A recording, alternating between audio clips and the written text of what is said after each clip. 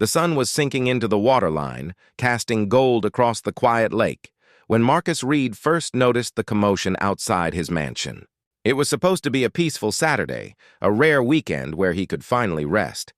After 15 years of working endless nights as a defense attorney, fighting for justice in a system that rarely showed it to men who looked like him, he had earned this moment. The lakefront property was his sanctuary.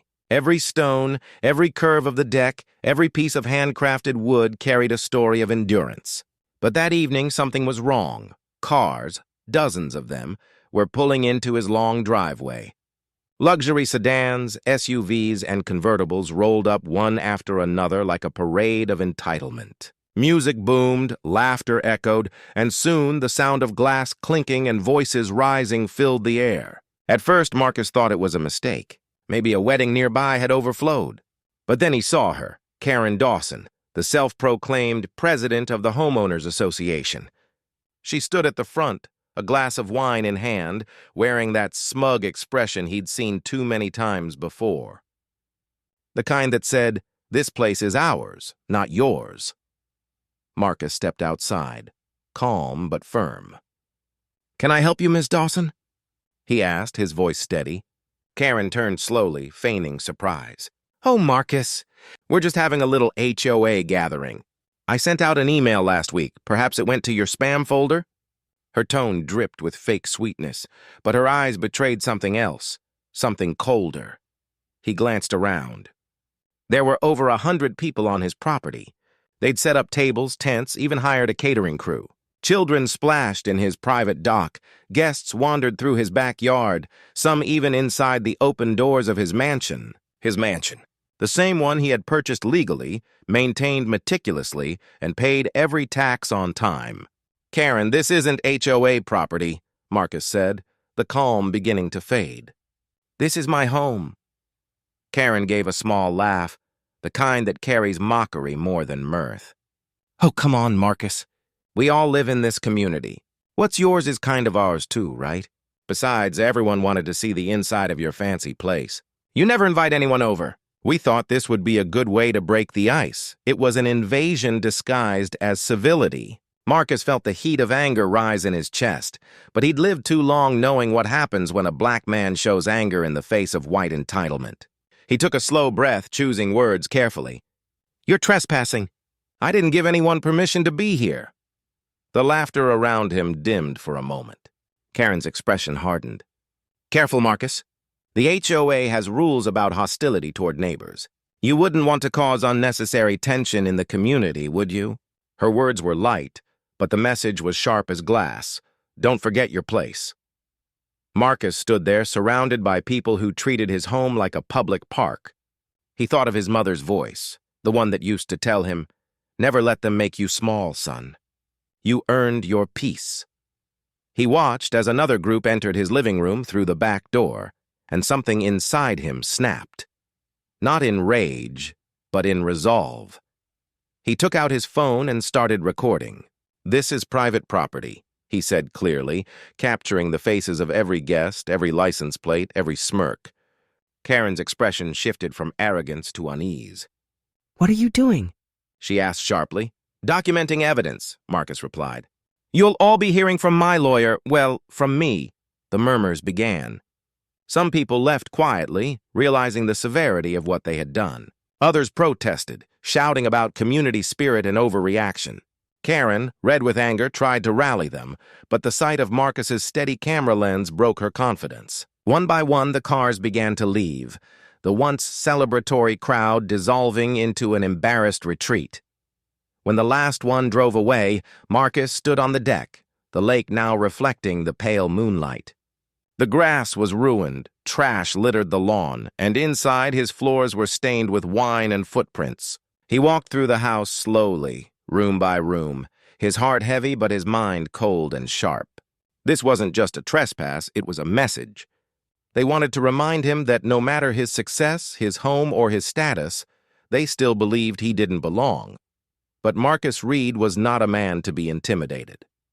He sat down at his oak desk, opened his laptop, and began to write. Within 48 hours, Karen Dawson and every single guest who had stepped onto his property received a certified legal notice. He wasn't just suing Karen, he was suing every last one of them for $100,000 each. The neighborhood went silent. For days, no one spoke to him. The HOA tried to threaten back, sending letters, citing community bylaws, even calling for his removal from the neighborhood board.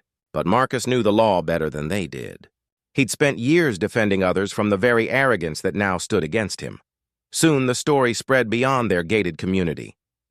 Local news stations picked it up. Black attorney sues HOA after unauthorized party on his property, reporters called. Neighbors whispered, and Karen's confident facade began to crack.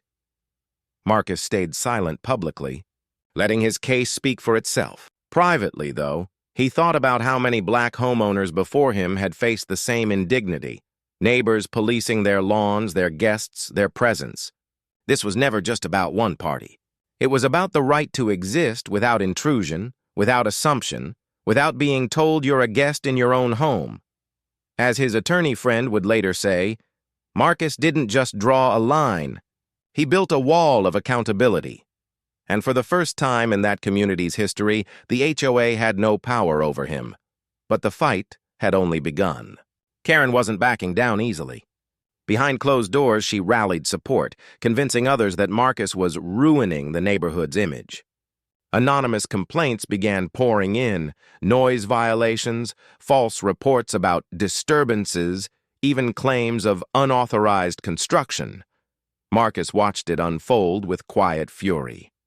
He'd seen this playbook before, but what Karen didn't know was that every move she made was now under a microscope. Because Marcus wasn't just defending himself, he was setting a precedent. The storm was coming. And this time, the man they thought they could intimidate was about to show them what justice really looked like. The courtroom smelled faintly of oak polish and tension. It was standing room only. Journalists lined the back rows, cameras flashing each time the doors opened. Marcus Reed walked in wearing a charcoal suit and quiet confidence.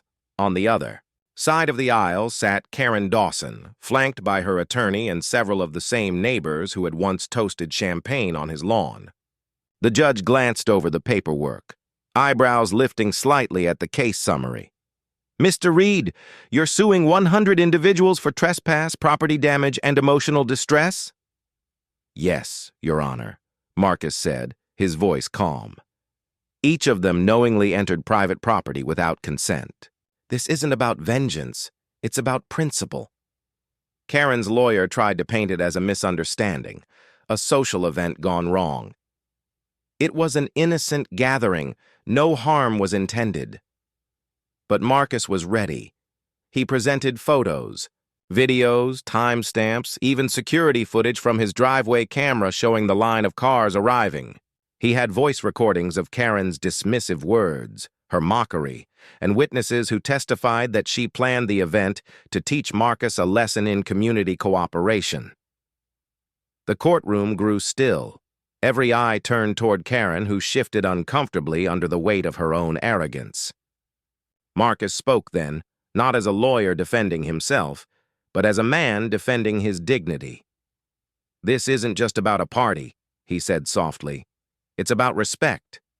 I worked hard to build a life where I could come home and feel safe.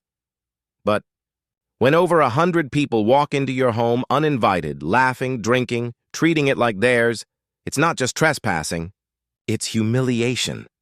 And it's a reminder that to some people, no matter what you achieve, you're still not equal in their eyes.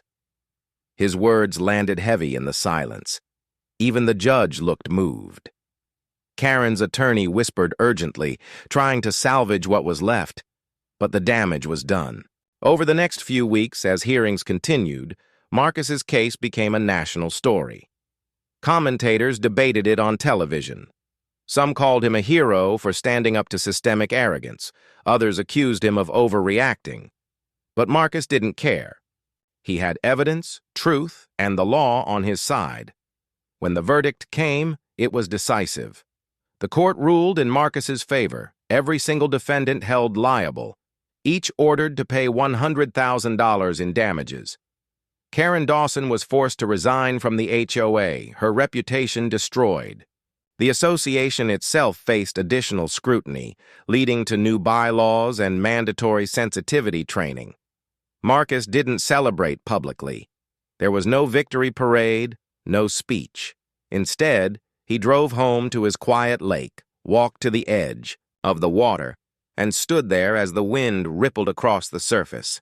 He thought about how easily peace could be violated, how arrogance could masquerade as community, and how justice, real justice, required not anger, but courage. His mother called that evening. "You did good, baby," she said softly. "You reminded them we don't ask for respect. We demand it." Marcus smiled, eyes glistening as he looked out at the reflection of his house. "I just wanted them to know," he whispered, "that this time they crossed the wrong man's line." Months later, life at the lake returned to quiet normalcy. New neighbors moved in. People waved from a distance, and the HOA, now under new leadership, approached him not with hostility, but respect. But the story of that summer lingered, passed around as a quiet warning. Never mistake a man's calm for weakness, nor his silence for submission. And so, Marcus Reed's mansion remained what it was always meant to be, a sanctuary built on perseverance, protected by principle, and remembered as the place where one man turned invasion into justice. He had not only reclaimed his home, he had reclaimed the dignity of every black homeowner who'd ever been told they didn't belong. And in doing so, he proved that peace is not given. It's defended, with truth, with courage, and with unshakable pride.